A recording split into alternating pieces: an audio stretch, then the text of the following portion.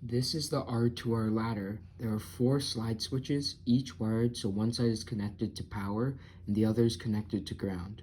There are 8 resistors, 3 5.2k ohm resistors, and 5 10.2k fixed resistors. The circuit is wired so the 4 10.2k ohm resistors are each connected to their own switch. Those 4 resistors are connected together with 3 5.1k ohm resistors, which are connected to a final 10.2k ohm resistor that goes to ground. This is my hand-drawn diagram of the circuit. We have bit 0, 1, 2, and 3. At bit 0, we have two 10.2k ohm resistors in parallel. When voltage is crossing these two resistors, then going to ground, half the voltage will be presented in between them.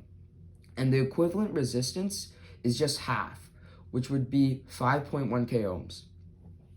After collapsing the circuit once, we technically have two 5.1k ohm resistors in series, giving them an equivalent resistance value of 10.2k ohms. The voltage appearing at bit 1 will be half of the voltage of bit 0. This process carries on for both bit 2 and 3, the voltage for each one dividing in half again.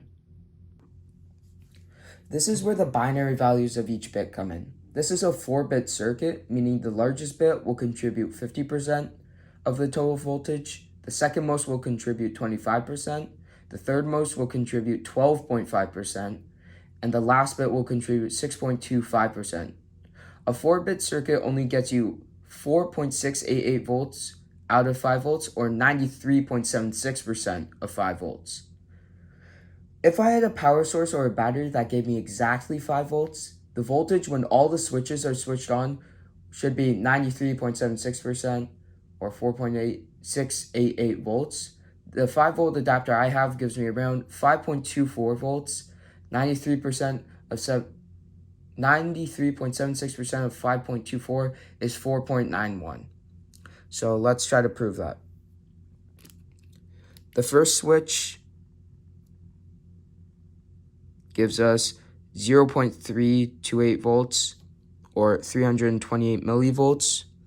When both the first and second are turned on, it almost gives us a full volt, around 0.983 volts.